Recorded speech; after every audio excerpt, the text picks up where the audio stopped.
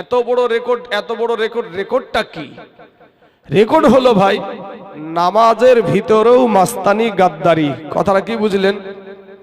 নামাজের ভিতরেও মাস্তানি, যে কি করে একে বেইজ্জতি করা যায় আর কি করে একে এখান থেকে তাড়া যায়, এই যেন এখানে প্রবেশ না করতে পারে, ঢুকতে পারে নামাজের ভিতরে।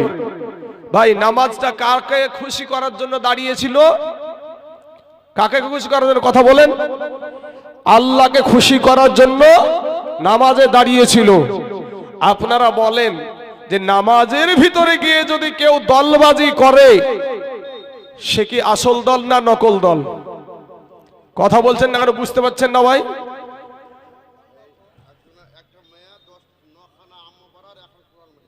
আলহামদুলিল্লাহ মাশাআল্লাহ, একজন মহিলা 9খানা আম্মা পারা আর 2খানা একখানা কোরআন শরীফ দিয়েছে। আলহামদুলিল্লাহ মাশাআল্লাহ, আর একজন মহিলা একটা কোরআন শরীফ দিয়েছে। তো এই যে রেকর্ডটা, আপনারা ছোট্ট, আল্লাহ আপনাদেরকে যতটুকু জ্ঞান দিয়েছে, এই জ্ঞান দিয়ে তো বুঝতে পারছেন যে নামাজের ভিতরেও যারা দল করে তারা আসল মানুষ হতে পারে না। কারণ নামাজ তো আল্লাহকে খুশি করার জন্য। একটা বাবাজি, একটা মদখোরও, একটা গাঁজাখোর, একটা তাড়িখোর, একটা হিরণখোর পর্যন্ত নামাজিকে সম্মান করে। কথা বলেন ঠিক না বেঠিক? নামাজিকে সম্মান করে, আলেম উলামাদেরকে সম্মান করে। কিন্তু আলেম হয়ে আরেক আলেমকে বেইজ্জতি করার জন্য নামাজের ভিতরে যারা দলবাজি করে, এরা কারা? চিনহার দরকার আছে না নাই বাবা? এই দুর্গাপুর হলো সেই দুর্গাপুর। আমি তাইজুল ইসলাম এখনো ভুলি নাই সেই দিনের কথা। চতুর্দিকে আমি বাবাজি এই জায়গাটা, এই কথাটা বলে থাকি যে এরা নামাজের ভিতরে মাস্তানি করে। নামাজের ভিতরে যেখানে গোলামতি করতে হবে আমাকে, কারণ আল্লাহর সঙ্গে আর বান্দার সঙ্গে বাবা ফারাক থাকে না কোনটাই, সেটা হলো নামাজে। জোরে বলেন সুবহানাল্লাহ।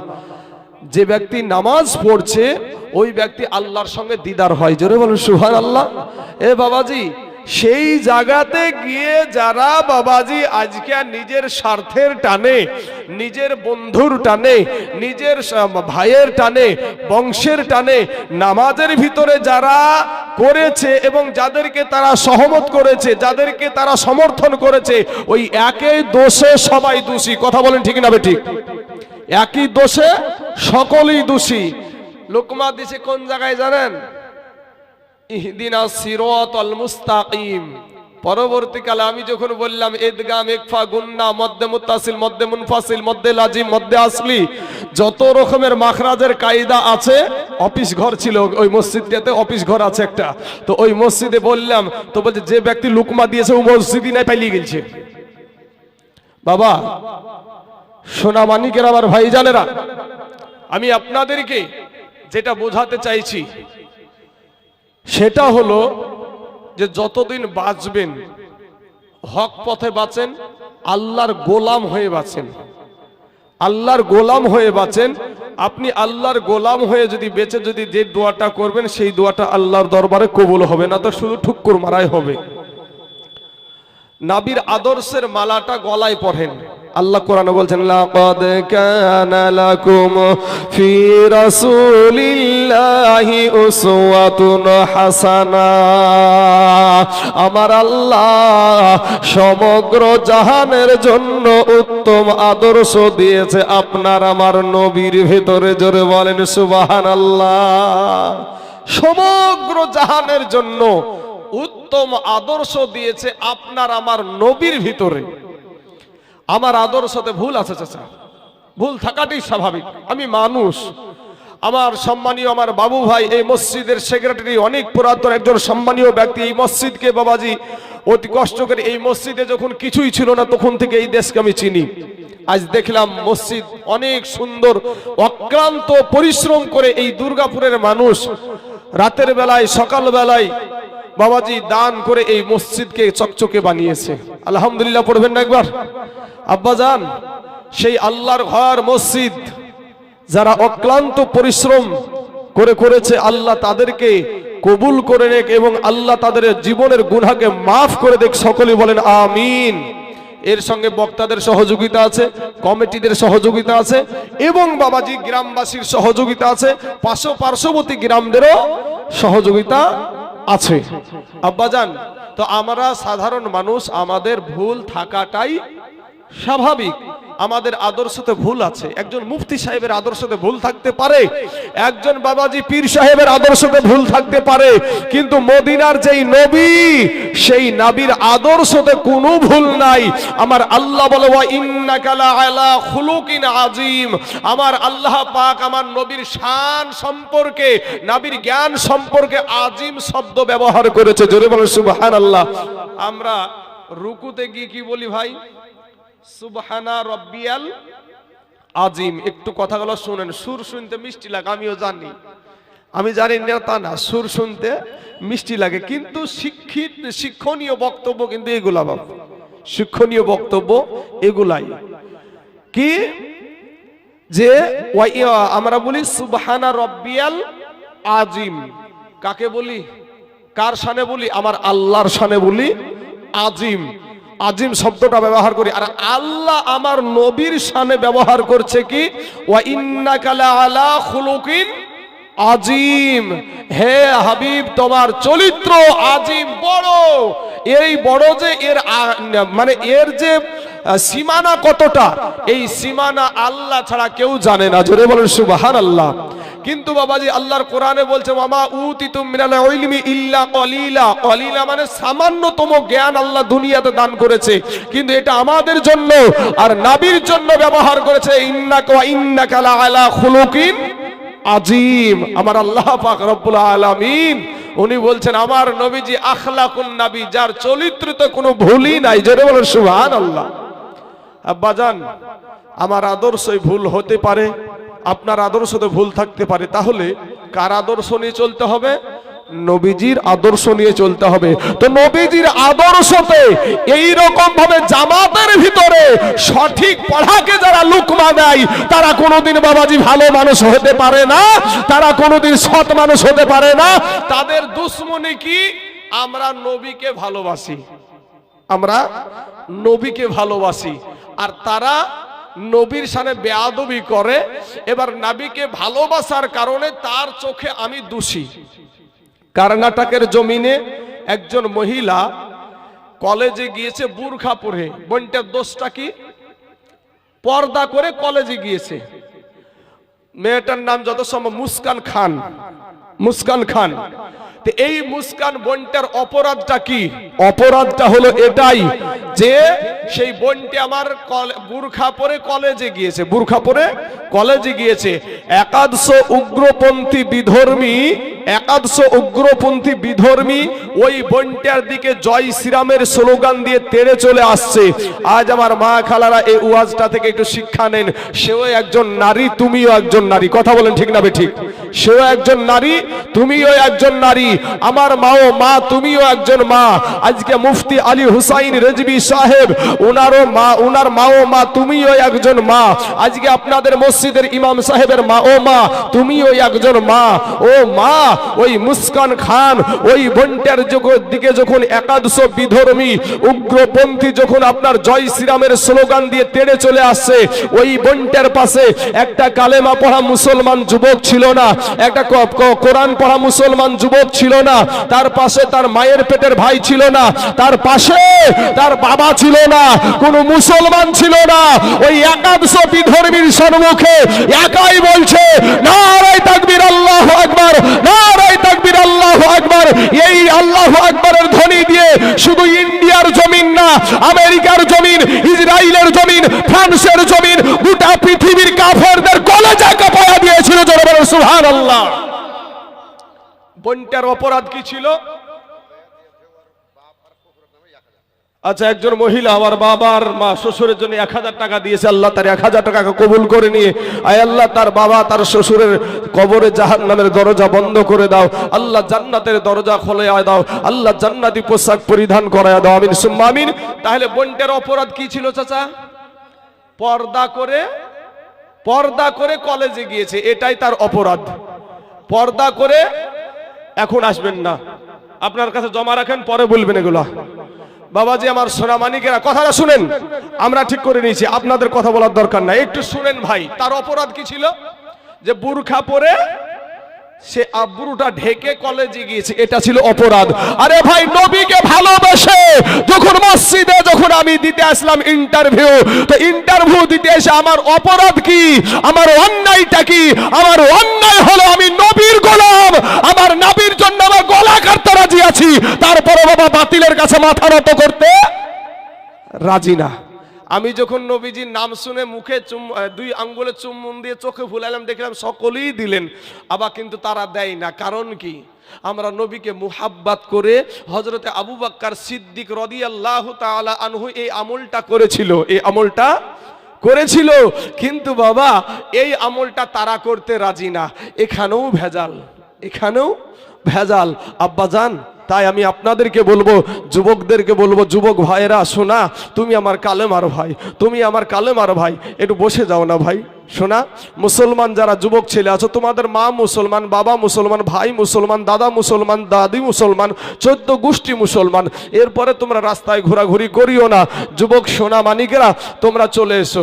আব্বাজান, আজ আপনাদেরকে বলি, আমরা কেন খারাপ, আমরা কেন খারাপ, আমাদেরকে কেন তারা বাবাজি আপনার চুপ থাকবে আর আপনাকে শুধু সালাম আলাইকুম সালাম আলাইকুম সালাম আলাইকুম দিয়ে আপনার মনটাকে জয় করে।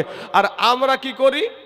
আমরা করি কি, জোর জবরদস্তি গলার আওয়াজ দিয়ে মানুষকে বলি এটা তারা বাতিল বাতিল। এই যে কথাটা আপনাদের মধ্যে অনেক শিক্ষিত ব্যক্তি ভাবে, এরা শুধু চিল্লায়া জাতামাতা বলে, কেন বলে? শুনেন ভাই, একটু আপনাদেরকে দলিল ভিত্তিক আলোচনাটা করি। দলিল শুনেন একটু।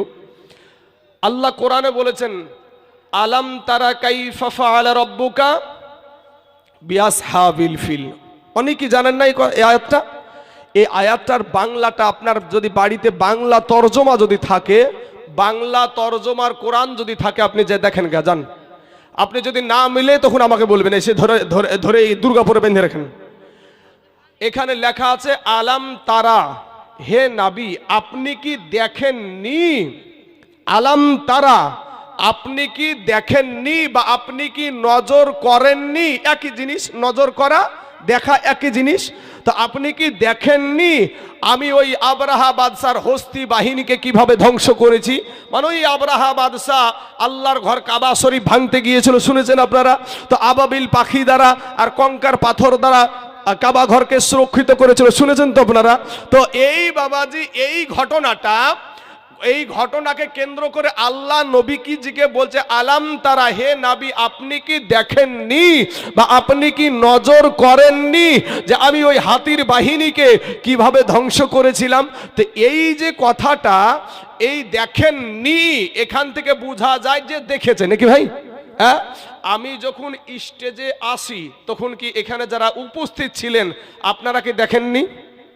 কথা বলেন, দেখেছেন না দেখেননি? তো দেখার জন্য আপনাকে হাজির থাকতে হয়েছে, না রাস্তার লোকে দেখেছেন আমাকে? রাস্তার লোকে দেখেনি, এখানে যারা হাজির আছে তারা আমাকে দেখেছে স্টেজে আসতে।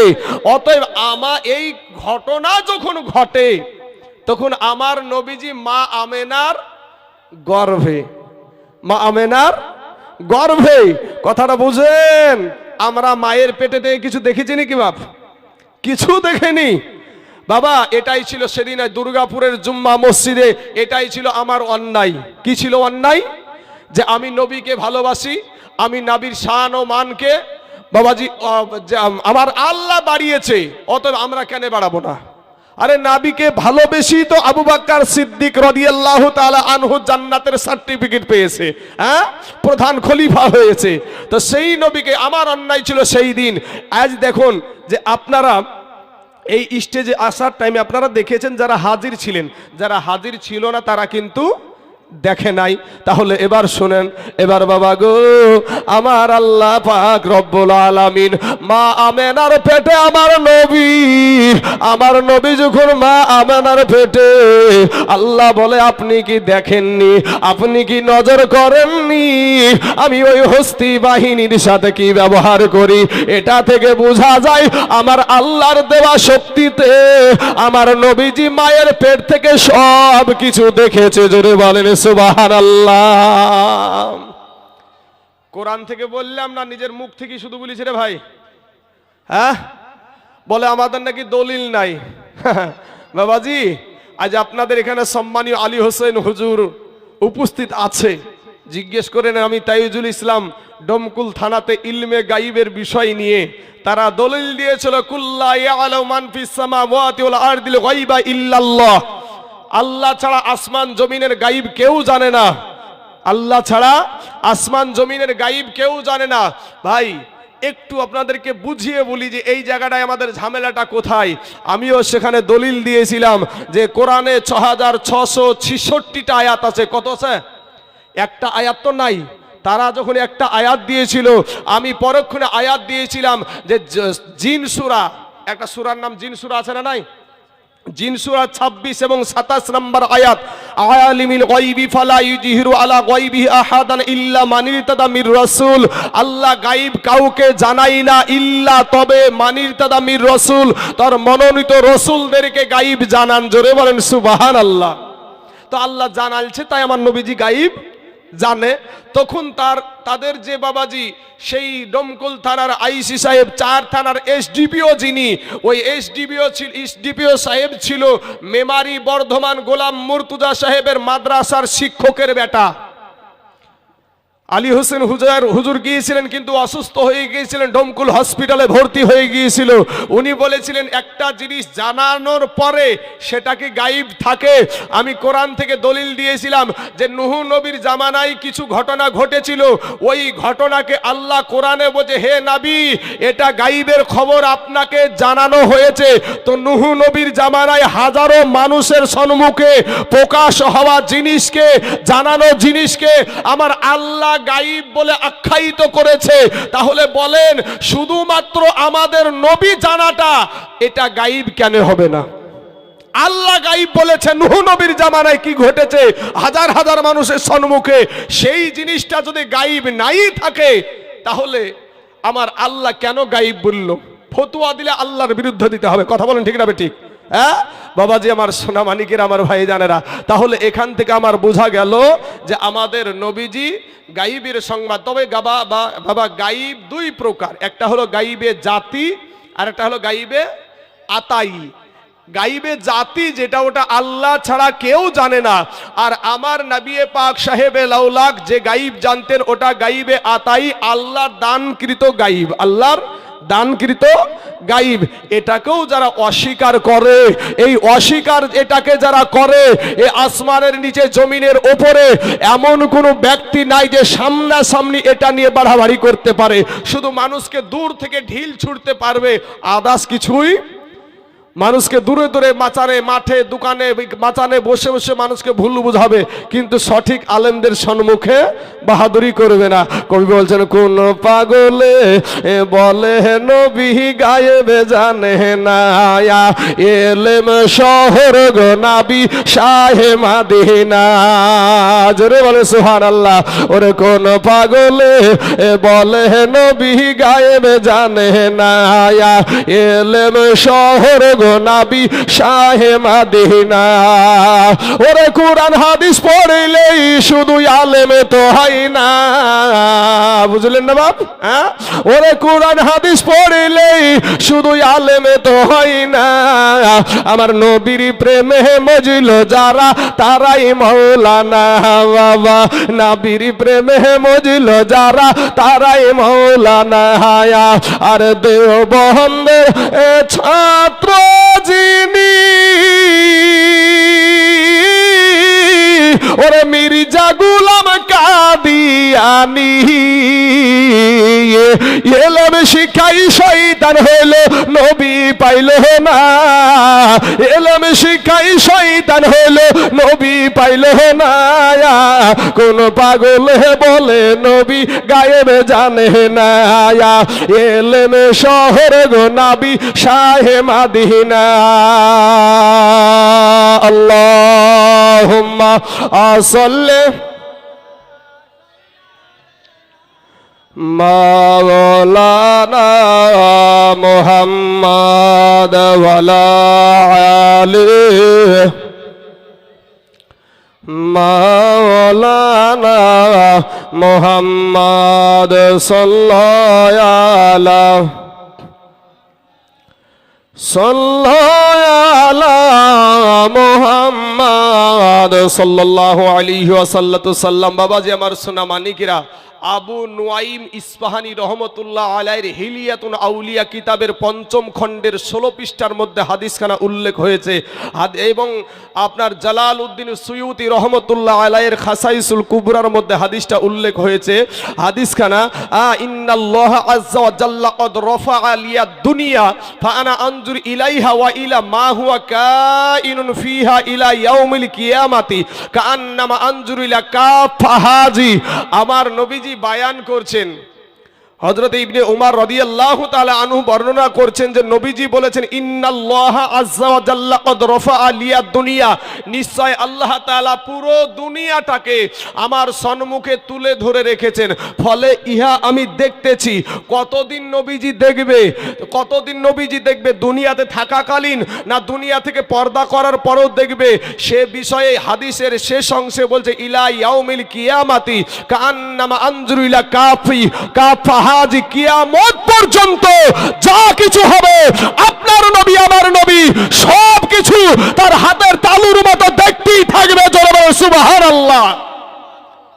আরে কানার দলেরা বাবা, না পড়ে না শুনে না জেনে আজ আমার নবীর শানকে ছোট করতে চাই। ভাই আমি ভাই শোনা, আমি আপনাদেরকে বলি, আমি সুরের বক্তা, কিন্তু আমি এই বিষয়টা আপনাদেরকে ছুটিয়ে দিচ্ছি এই কারণে, যুবকেরা, নৌজওয়ান তরুণেরা, তোমরা জেনে রাখো ভাই, আহলে সুন্নাত ওয়াল জামাত এটা কোনো মানুষের দেওয়া নাম না।